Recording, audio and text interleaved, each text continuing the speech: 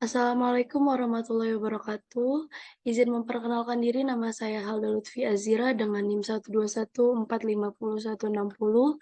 Di sini saya bertindak sebagai moderator. Saya bersama teman-teman saya dari kelompok 11, kelompok tugas besar algoritma strategi kelas RB. Di sini kami akan mempresentasikan hasil tugas besar kelompok kami, yaitu mereview artikel tentang optimasi penjadwalan pembangkit listrik untuk sistem social bar dengan metode dynamic programming.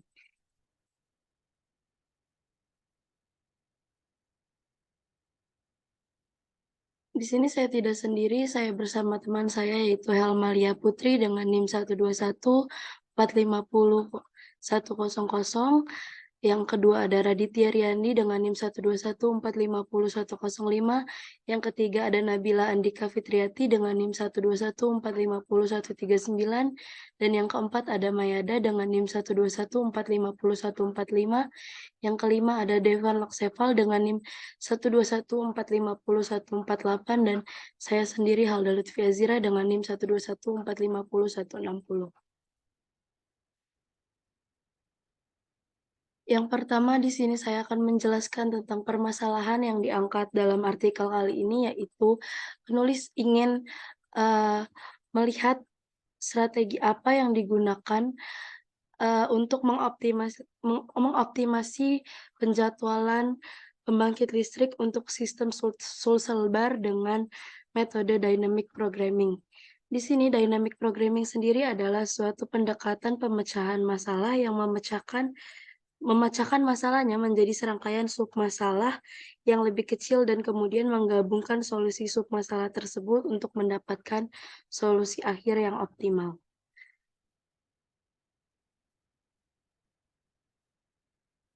Yang kedua ada tujuan. Penelitian ini bertujuan untuk memperoleh hasil biaya operasi yang minimum. Selain itu dapat diketahui efektivitas penjadwalan pembangkit dengan cara perhitungan biaya pengoperasian pembangkit yang optimum pada sistem social bar dengan menggunakan metode dynamic programming. Jadi dari hasil permasalahan tadi diharapkan tujuannya dapat mengetahui hasil biaya operasi yang minimum dari jadwal pembangkitan yang efektif itu dari penghitungan biaya pengoperasian pada sistem social bar ini. Lalu selanjutnya akan dilanjutkan oleh Nabila. Selanjutnya pendahuluan. Koordinasi pembangkit tenaga listrik di social bar menggunakan unit komitmen dan load dispatch dengan dynamic program untuk pembebanan optimal dan ekonomis. Unit komitmen dan load dispatch membagi beban dengan biaya bahan bakar minimum. Faktor ekonomis penting dalam keuntungan dan kelangsungan pembangkit. Biaya operasi meliputi pembelian tenaga listrik, pegawai, bahan bakar, dan material. PLTA tanpa biaya bahan bakar dan PLTG dengan biaya operasi lebih tinggi. Selanjutnya hal.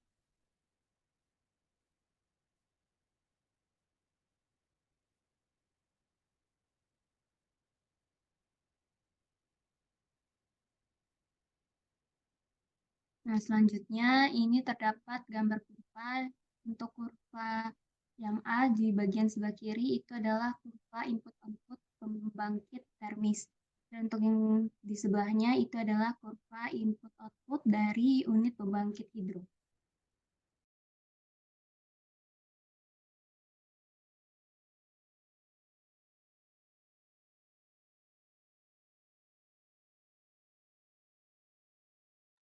Selanjutnya akan dilanjutkan oleh Mayada. Selanjutnya saya akan menjelaskan metode penelitian.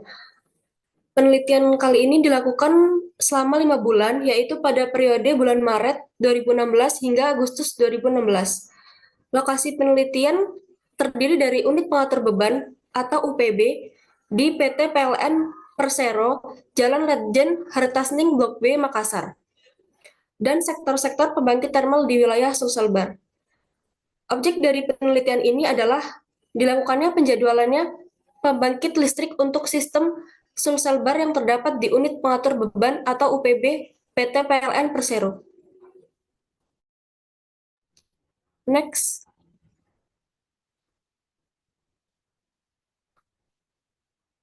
Selanjutnya terdapat diagram alur penelitian.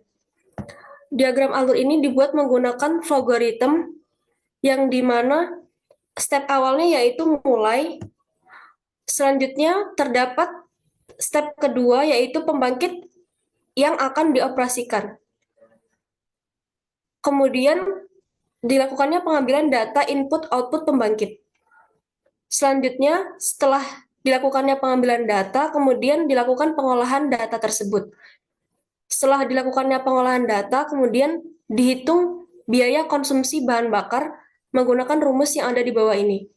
Selanjutnya, melakukan penjadwalan unit pembangkit dengan metode dynamic programming.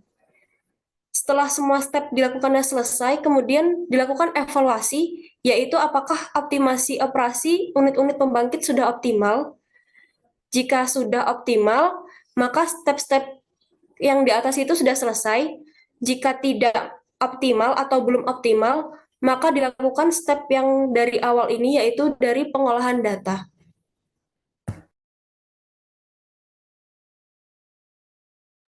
Selanjutnya dilanjutkan oleh Devan. Untuk hasil dan penelitian, di sini kami menggunakan data yang mencakup beberapa informasi penting mengenai sistem interkoneksi Sulsel Bar. Data tersebut meliputi data input-output pembangkit, daya minimal dan maksimal pembangkit, serta data beban listrik yang diukur dalam satuan rupiah per jam dan MW. Selain itu, kami juga menggunakan data beban listrik harian selama bulan Agustus tahun 2016. Selanjutnya, jika kita melihat gambar 3 yang ada dalam jurnal ini, kita dapat menarik kesimpulan bahwa terdapat hubungan negatif antara nilai A dan Y pada grafik input-output pembangkit. Dalam konteks ini, nilai A menggambarkan penggunaan bahan bakar, sedangkan Y mengindikasikan daya yang dihasilkan. Dengan kata lain, semakin tinggi penggunaan bahan bakar, maka daya yang dihasilkan akan semakin rendah. Untuk lebih memahami karakteristik input-output pembangkit, kami menganalisis grafik yang terdapat pada gambar 3 dan kemudian menghasilkan grafik persamaan input-output seperti yang ditunjukkan pada gambar 4.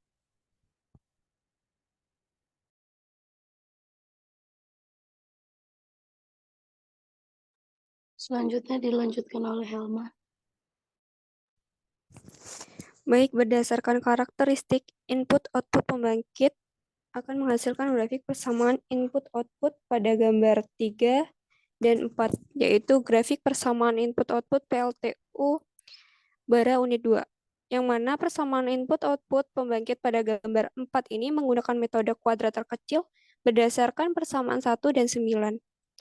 Dari hasil persamaan input-output untuk setiap unit pembangkit, kita dapat menghitung secara manual.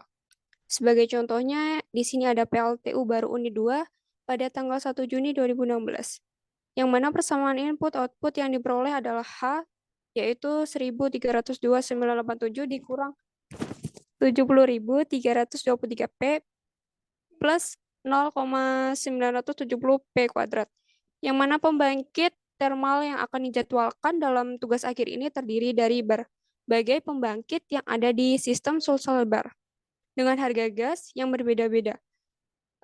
Pembangkit tersebut memiliki PLTU baru unit 1, unit 2, PLTU Geneponto unit 1, unit 2, serta PLTGU Sengkang blok 1 dan blok 2. Kesimpulan. Dalam penelitian ini, metode dynamic programming digunakan untuk penjadwalan optimal unit pembangkit dengan biaya minimum sebesar 0,9349 kali 108 Rp per H untuk melayani beban 300 MW di sekitar Sulsel Bar. Dari 6 unit pembangkit yang tersedia pada tanggal 1 pukul 6, 5 unit dijadwalkan beroperasi dengan kapasitas yang berbeda. Sedangkan PLTU Geneponto 2 tidak beroperasi, penjadwalan tersebut berhasil mencapai biaya minimum, menunjukkan efisiensi penggunaan pembangkit, disarankan untuk mempertimbangkan faktor-faktor tambahan seperti rugi-rugi jaringan, waktu pemanasan, dan kinerja pembangkit termal di penjadwalan selanjutnya di Sulsel Bar.